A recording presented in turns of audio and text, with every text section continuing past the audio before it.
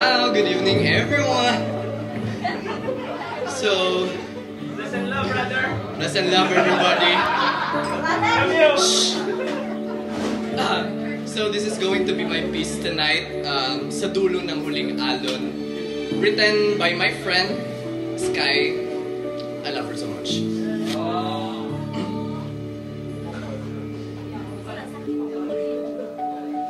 Tahimik ang hapon, kuliabo ang langit. Parang mata mong minsang pinagmulan ng liwanag. Nakatitig ako sa tubig na walang tigil sa paglapit. Tulad ng alaala mong ay lumubay. Narito pa rin ako kung saan mo ako iniwan.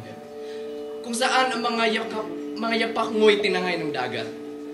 At ang halakhak mong minsan kong sinilong ay ngayon tinatangay ng hangin. Pahina. Paunti.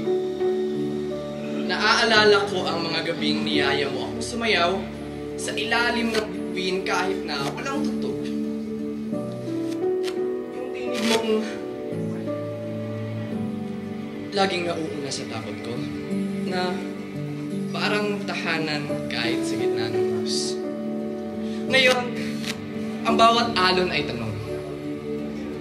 Bakit ang mga kamay mong dati kong kanlungan ay naging hangin na lang na di ko mahawakan?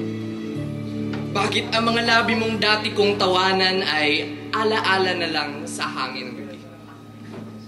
Sinasalat ko ang init sa hangin, baka sakaling nandoon ang yakap mo. Pinapikit ko ang sarili sa hapdi at binubulong ang pangalan mo sa bawat hampas ng tubig. Kung aari lang sanang muli kitang makita, kahit sa panaginip, kahit anino lang sa ulap. Dadalhin kita pabalik sa bawat hakbang hanggang sa muli mong sabihin na andito ka lang. Ngunit hanggang kailan ako maghihintay? Sa puok na ito, sa panahon na di na may babalik.